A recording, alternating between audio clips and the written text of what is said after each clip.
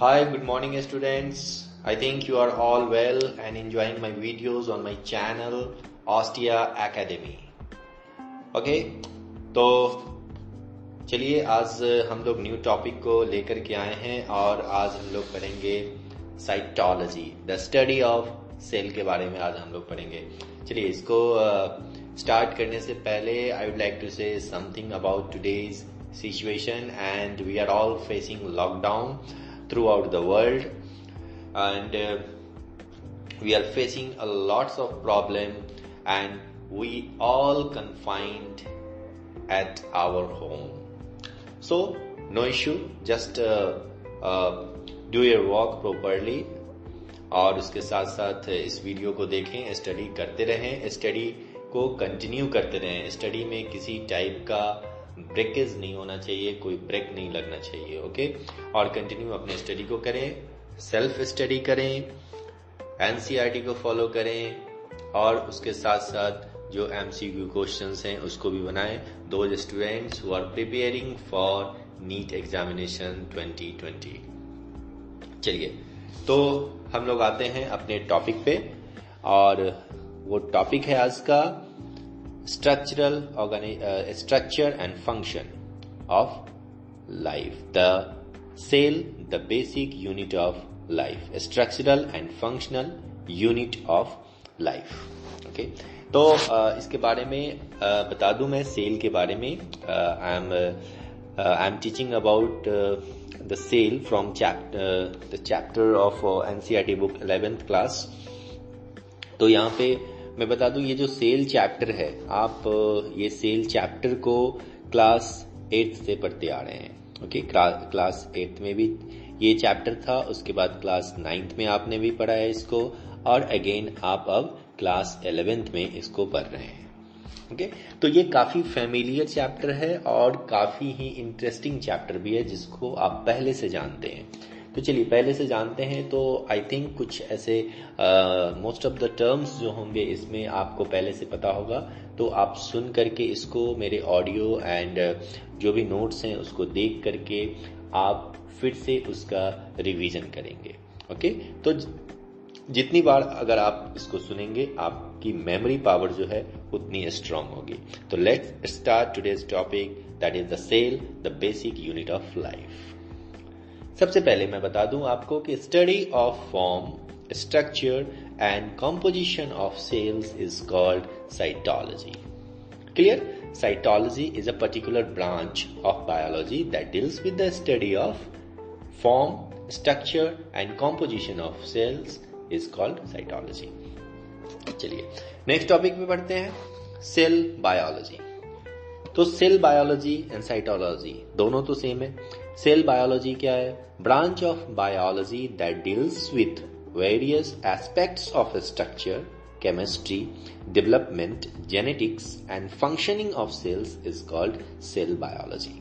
Okay, तो cytology तो Robert Hooke ने सबसे पहले बता दिया, उसको टर्म दे दिया, इसलिए father of cytology Robert Hooke को कहा जाता है. तो सिंपल स्टडी ऑफ सेल को आप साइटोलॉजी टर्म दे सकते हैं. बट जब हम सेल बायोलॉजी पढ़ेंगे, कंप्लीट सेल बायोलॉजी पढ़ेंगे, तो उसमें सेल के सारे जितने भी एस्पेक्ट्स हैं, वेरियस एस्पेक्ट्स को हम लोग उसको डील करेंगे. और वो जो एस्पेक्ट्स होता है वो सेल का स्ट्रक्चर होता है, सेल की केमिस्ट्री जिसको हम लोग बायोकेमिस्ट्री, सेल ऑफ बायोकेमिस्ट्री में भी पढ़ते हैं, उसका डेवलपमेंट कैसे होता है, उसका जेनेटिक्स क्या है, साइटोजेनेटिक्स भी पढ़ते हैं, and functioning of cells is called cell biology. Okay, और सेल किस तरह से फंक्शन करता है वो सारे सेल बायोलॉजी में जो ब्रांच है उसमें आते हैं. ओके, सेल को बेसिक यूनिट भी कहा गया है. क्यों? All life begins as a single cell. All life begins as a single cell. A newly born human infant has 2 into 10 to the power 12 cells. Clear?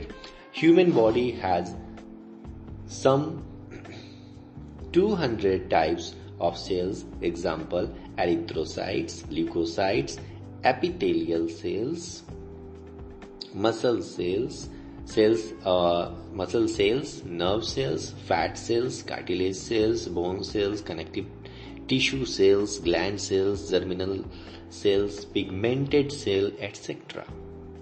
These are the some examples of cells which are found in human body. More than 200 types of cells are found in human body, in our body. Okay? तो ये थे कुछ point. अब चलिए, अब हम लोग देखते हैं डिस्कवरी ऑफ सेल का.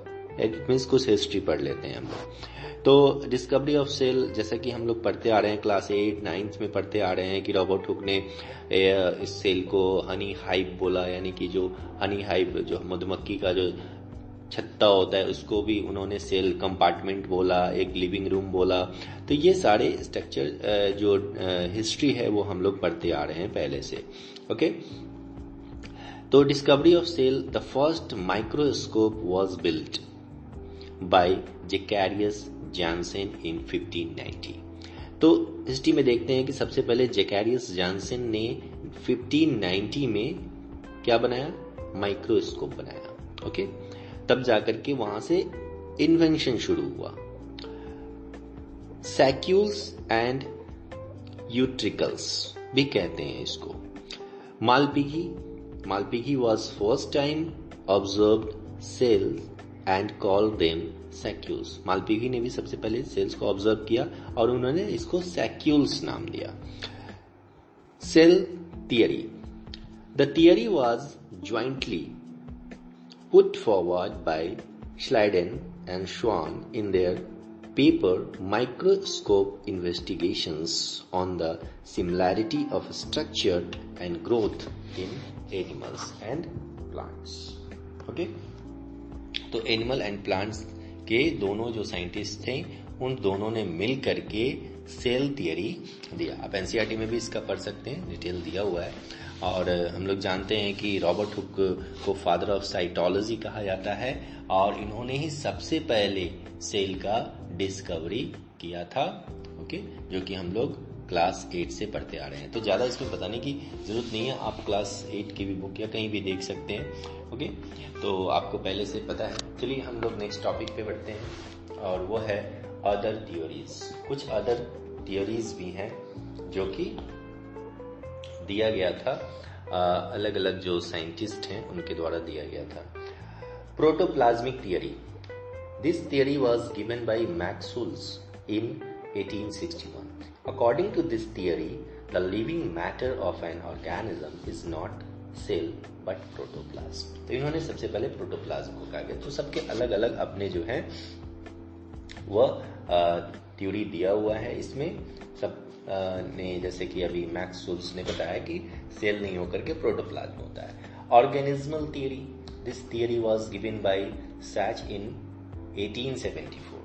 This theory states that the body of living beings is made up of continuous mass of living matter which is incompletely divided into compartments called cells. The whole organism function as a single entity. तो ये बताया था साच ने. Okay, next हम देखते हैं cellular totipotency. एक term है यहाँ पे, सेलुलर टोटीपोटेंसी. सेलुलर टोटीपोटेंसी का मतलब क्या होता है? तो टोटीपोटेंसी वर्ड जो है वह कहाँ से ओरिजिन किया गया? It is originated from a Latin word totus. Totus means होता है ऑल एंड पोटेंस मतलब होता है powerful. Totipotency is the ability of a living somatic nucleated cell to form the complete organism. Clear? कहने का मतलब है totipotency, all potent and potens means powerful. मतलब ऐसा पावरफुल जो एबिलिटी जो एक सोमैटिक न्यूक्लिएटेड सेल को कंप्लीट होल बॉडी में वो क्या कर दे? चेंज कर दे, जिसको हम लोग सेल टोटीपोटेंसी कहते हैं. सेलुलर टोटीपोटेंसी के नाम से जानते हैं. Cellular totipotency was first proposed by German botanist Herbert land in 1902. तो हर्बर्ट ने सबसे पहले इसको 1902 में किया था. It was first demonstrated by Steward. Okay, Steward in 1951 में इन्होंने किया था.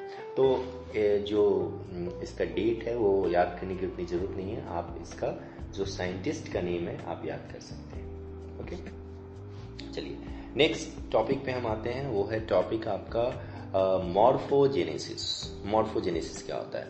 फॉर्मेशन, ग्रोथ और डेवलपमेंट ऑफ एन ऑर्गेनिज्म और some part of an organism, उसको हम लोग क्या कहेंगे? मॉर्फोजेनेसिस।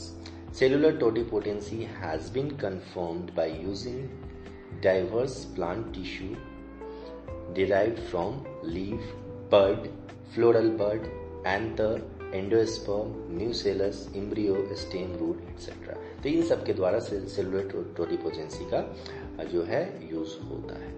क्लियर? तो ये सेल थियरी थे। इसमें एक और पॉइंट है जो कि आपको पता होगा पहले से, कि जैसे स्लाइडेन एंड स्वान ने ये थियरी तो दे दिया कि सेल जो होते हैं वो all organisms are made up of cell and its parts.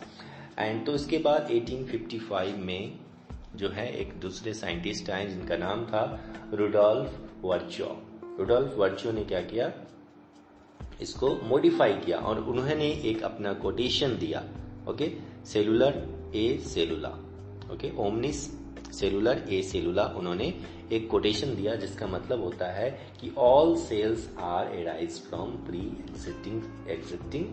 Existing cells, okay. तो प्री एग्जिस्टिंग सेल्स से जितने भी सेल्स होते हैं वो एराइज होते हैं। ये रुडोल्फ वर्चो ने सबसे पहले दिया था, ओके। तो रुडोल्फ वर्चो ने बताया, मॉडिफिकेशन किया, फिर थर्ड पॉइंट उन्होंने जोड़ा, क्योंकि जो पहले से जो सेल थियरी था जो एक्सेप्टेड था उसमें ये नहीं बताया गया था, उन्होंने ये बता दिया था कि सेल जो है वो क्या होता है, कि सेल तो है बट उसका जो और ये डिवीजन कैसे होता है। आखिर एक सेल है तो जो नेक्स्ट सेल जो रिप्रोड्यूस हो रहा है वो उसका क्या फिनोमेनन है। तो उन्होंने यहाँ करके रुडोल्फ वर्चो ने सबसे पहले इसको बताया।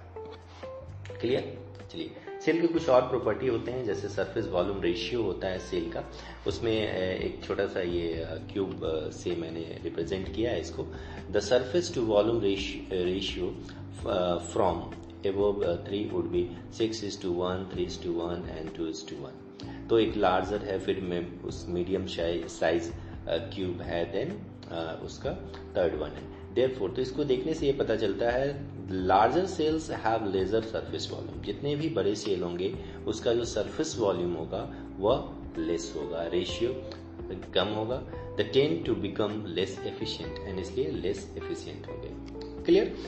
चलिए, अब हम लोग पढ़ते हैं टाइप्स ऑफ सेल्स के बारे में। तो ये जो टाइप्स है, आप इसके जो फंक्शन है उसके बेसिस पे ये टाइप्स है। A multi cellular organism is composed of numerous cells. The cells are of 3 main types, okay, 3 main types. इसमें 2 जो है वो इंपॉर्टेंट है, आप देख सकते हैं यहाँ पे कि undifferentiated, differentiated and D differentiated sales. तो अनडिफरेंशिएटेड सेल्स क्या होते हैं? आपको बस इसका डेफिनेशन याद रखना है एक एग्जांपल के साथ, बाकी जरूरत नहीं है। Undifferentiated cells are the cells that don't receive any particular roles, that is stem cells, okay. तो स्टेम सेल्स, हमारे बॉडी में स्टेम सेल्स होते हैं जो किसी भी पर्टिकुलर फंक्शन में किसी भी पर्टिकुलर रोल को वो प्ले नहीं करते हैं। That's why this type of cells are known as undifferentiated cells. अभी इस पे रिसर्च चल रहा है स्टेम सेल थेरेपी पे, ओके, कि किस तरह से उसको डिफरेंशिएट किया जाए, और ऐसे वर्क हुए भी, एक्सपेरिमेंट हो भी चुके हैं जिसको उसको डिफरेंशिएट करके कोई भी जो डेड सेल है उसको फिर से रिजेनरेट कर दिया जाता है। नेक्स्ट है differentiated cells are the cells that is specialised after receiving an electrical signal from the body. So this cells only have one role for each, that is muscle cell can't work as a bone cell। कहने का मतलब है कि differentiated sales वैसे sales होते हैं कि हमारे बॉडी में जैसे ही उसको इलेक्ट्रिकल सिग्नल मिलता है बॉडी से, वो उस पर्टिकुलर अपना जो स्पेशलाइज्ड फंक्शन होता है उसको वो परफॉर्म करना शुरू कर देते हैं, स्टार्ट कर देते हैं, ओके। और एक सेल का अपना स्पेशल फंक्शन होता है। जैसे फॉर मसल सेल, तो मसल सेल जो है वो जब भी परफॉर्म करेगा तो मसल सेल ही परफॉर्म करेगा, नॉट वो बोन सेल को फंक्शन करेगा। So this is the example of differentiated cells, okay। एक लास्ट है डी डिफरेंशिएटेड सेल्स। तो ये जो होते हैं ये जनरली प्लांट्स में होते हैं एंड कुछ एनिमल्स में होते हैं। जनरली ह्यूमन बीइंग में ये सेल्स नहीं होते, जो फिर से रीजेनरेट कर लेते हैं या जो डेड होते हैं उसमें डिफरेंशिएशन होने लगता है, उसको डी डिफरेंशिएटेड सेल्स कहते हैं। वो हायर क्लासेस में आपको पढ़ना है। तो ये आपने इसका इंट्रोडक्शन पढ़ा सेल का, सेल थ्योरी का, ओके एंड इसके बारे में। चलिए अब हम लोग देखेंगे कि स्ट्रक्चर ऑफ अ सेल क्या होता है। Okay, structure of cell. तो on the basis of organisation of DNA the cells are of two types, prokaryotic and eukaryotic cell. Clear? Prokaryotic भी होते हैं एंड यूकैरियोटिक सेल भी होते हैं। प्रोकैरियोटिक सेल जो होते हैं वो Greek word pro means before and कैरियन न्यूक्लियस। इट मीन्स जिसमें हम लोग पहले से पता है इसको कि ये वैसे सेल होते हैं जिसमें क्या होगा कि अनडेवलप्ड न्यूक्लियर मेम्ब्रेन होते हैं। न्यूक्लियर मेम्ब्रेन होता ही नहीं, इसमें अनडेवलप्ड न्यूक्लियस होता है इसमें। The average size is 2.0 to 2.6 micrometer long and 1.1 to 1.5 micrometer wide. ये एक difference.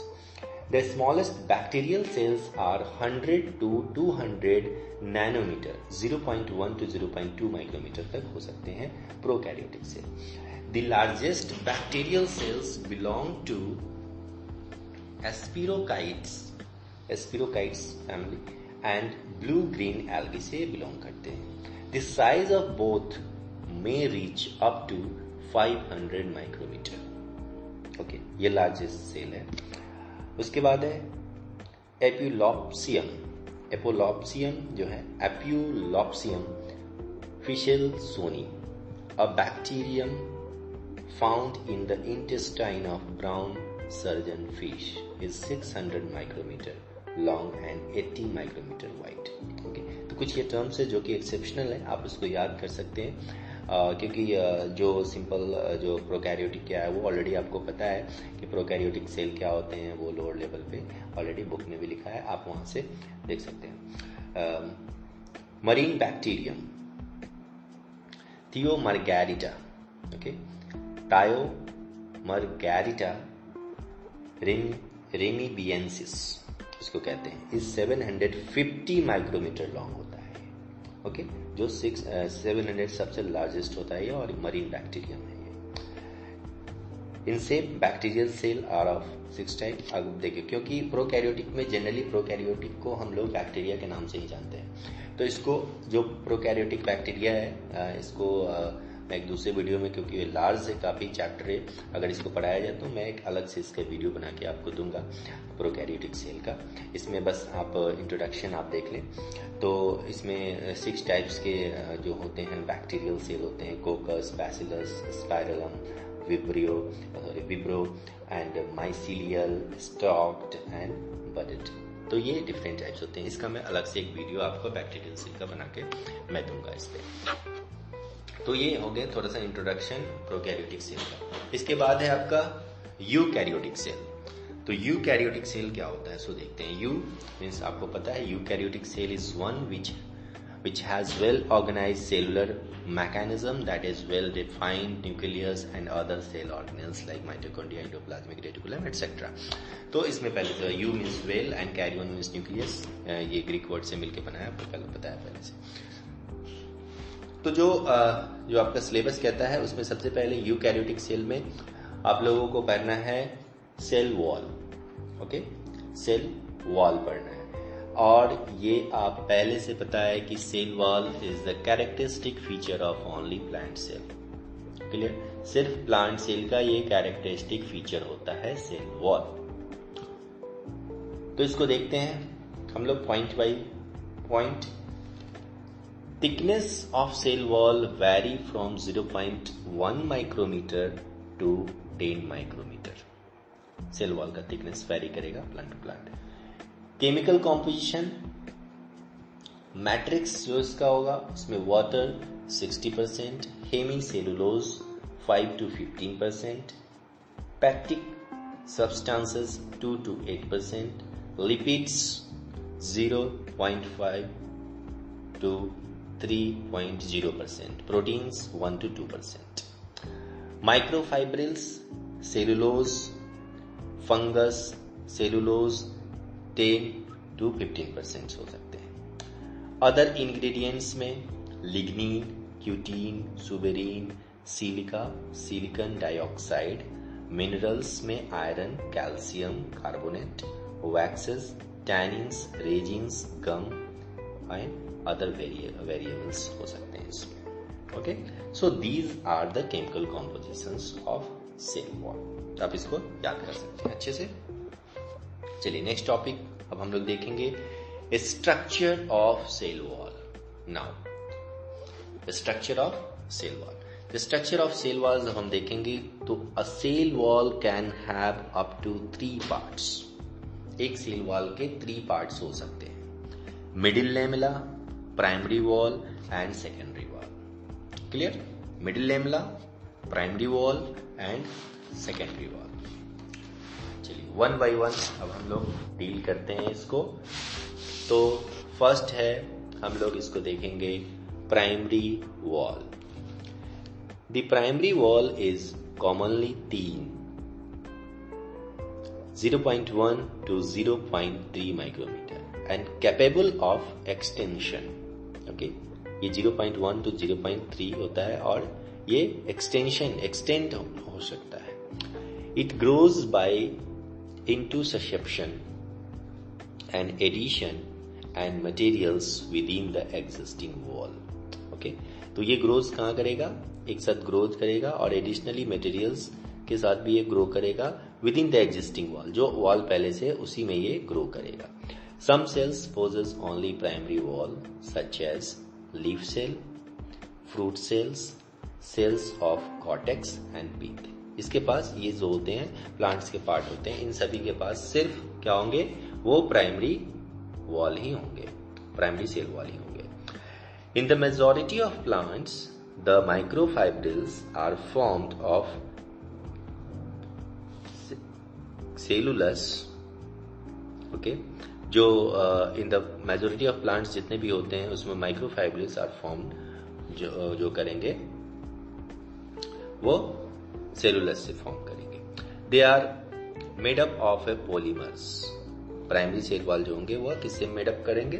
वो बनते हैं एक पॉलीमर्स से बनते हैं, एसिटाइल ग्लूकोसामाइन, और वो पॉलीमर का नाम है एसिटाइल ग्लूकोसामाइन. और fungus cellulose in many fungi. तो मेनी फंजाई में फंगस सेलुलोज से बना होता है. The matrix of wall contains water, hemicellulose and glycoproteins. Clear? तो प्राइमरी वॉल जो आपको मैट्रिक्स होगा, ये क्वेश्चन आते हैं, आप इसको याद कर लें कि प्राइमरी वॉल का जो मैट्रिक्स है वो किससे बना होता है? तो it is made up of water, hemicellulose and glycoprotein का बना होता है. ओके, इस प्राइमरी वॉल में कुछ डिपोजिशन होते हैं, जैसे फर्स्ट है pectin. It is the filler substance of the matrix. It is a mixture of polymerised and methylated galactorans, galactoronic acid and neutral sugars से ये बने होते हैं. तो इसको आप इंपॉर्टेंट लाइन में आप लिख सकते हैं. इन सबको glycoproteins and structural proteins control orientation of microfibrils. तो इसमें जो माइक्रोफाइब्रिल्स पेक्टिन में जो बनता है उसको कौन कंट्रोल करता है? ये कंट्रोल करता है glycoproteins and structural proteins. A glycoproteins called expansions or extensions is involved in loosening and expansion of cell wall. Okay, glycoprotein का क्या काम है कि वह सेल वॉल को एक्सपेंड करेगा, एक्सटेंड करेगा. ओके, एंड लूजनिंग, ये सारे जो स्ट्रक्चरल जो फंक्शन ये प्रोवाइड करते हैं, ये ग्लाइकोप्रोटीन का through incorporation of more cellulose, और ज्यादातर इसमें सेलुलोज हेल्प करते हैं. हेमीसेलुलोज भी होगा. It is a mixture of polymerised xylans, mannans, glucomannans, galactans, okay, xyloglucans and arabinogalactans. It binds microfibrils with matrix. Warp and weft structure इसको कहा जाता है। तो ये स्ट्रक्चर जो है ये बाइंड करते हैं हेमिसेलुलोज को। क्लियर? तो ये हो गया आपका प्राइमरी वॉल और उसके कुछ कंपोजिशन। चलिए नेक्स्ट है secondary wall. It is produced in some mature cells when the latter have stopped growth. Example tracheids, vessels, elements, fibres, collenchyma. तो ये सारे जब स्टॉप हो जाते हैं अपने उसमें जो स्टॉप ग्रोथ स्टॉप हो जाता है तब ये सेकेंडरी वॉल उसमें बनते हैं। Secondary wall is laid inner to the primary wall by accretion of materials over the surface of existing structure. तो सेकेंडरी वॉल क्या होगा, वो कहाँ लेड करेगा, inner to primary wall, primary wall के इनर साइड में वो एक्रेशन होगा उसका, and materials over the surface of existing structure. Its thickness is about 3 to 10 micrometre and made up of at least 3 layers. 3 layers का ये बना होगा secondary wall.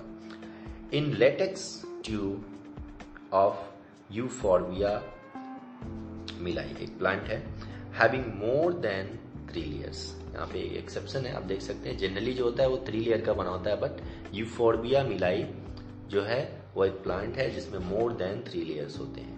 A number of different materials may be deposited in the wall, the important ones are. अब secondary wall में बहुत सारे number of क्या होते हैं, केमिकल्स, मटेरियल्स जो होते हैं वो डिपोजिटेड होते हैं। और वो मटेरियल्स कौन कौन से होंगे, जैसे प्राइमरी वॉल में आपने देखा कि पेक्टिन होता है, ओके, प्राइमरी वॉल में उसमें ग्लाइकोप्रोटीन्स, स्ट्रक्चरल प्रोटीन्स ये सब होते हैं। बट यहाँ आप देख रहे हैं कि फर्स्ट क्या है, वो लिग्निन। वो क्या है सेकेंडरी वॉल में। It is formed by polymerisation of and dehydration of aldehydes and alcohols like coniferide and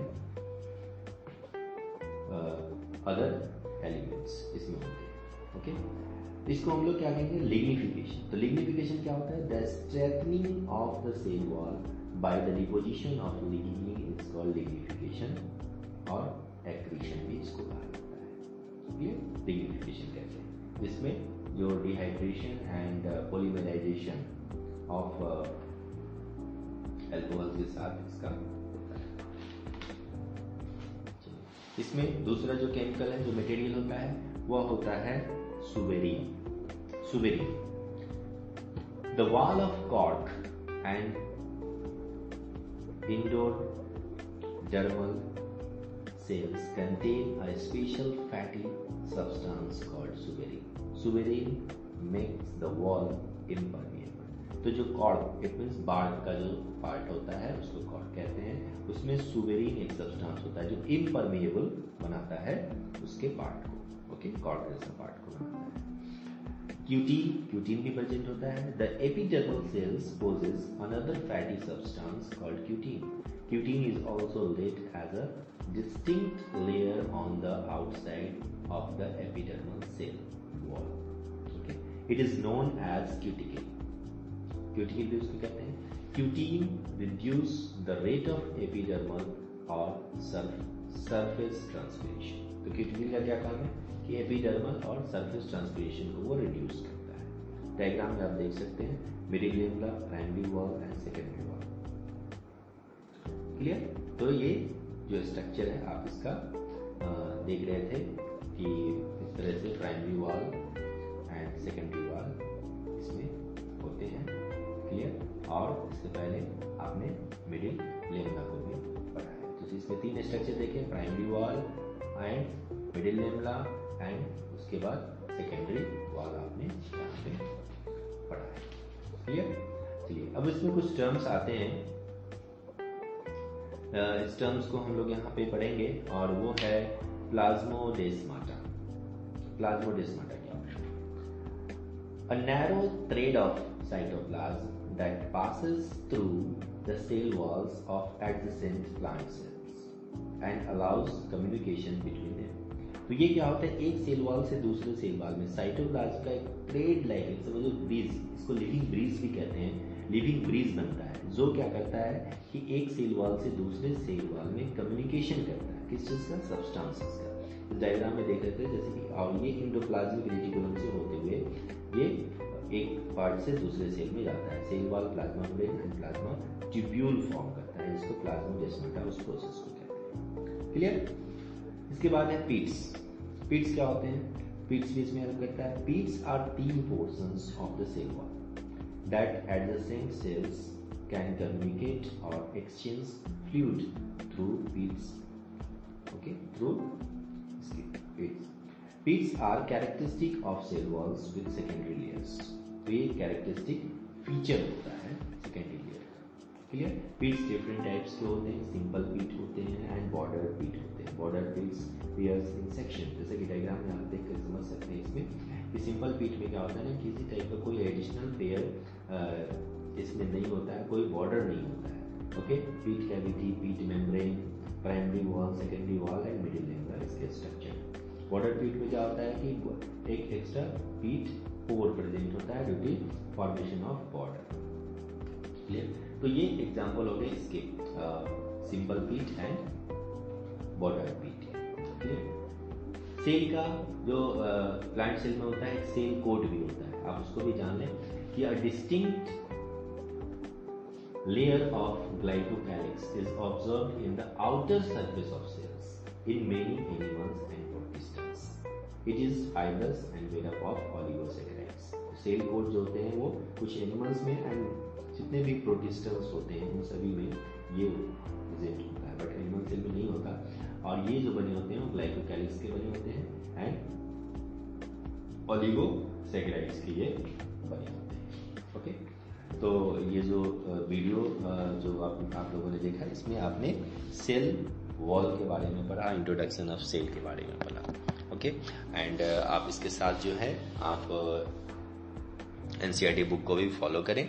और इस वीडियो में आप अगर कुछ और भी जानना चाहते हैं, कोई भी क्वेरी हो, कोई suggestion, you can directly text me a message on my channel Ostia Academy. Thank you for watching this video. We'll be back soon. Bye bye.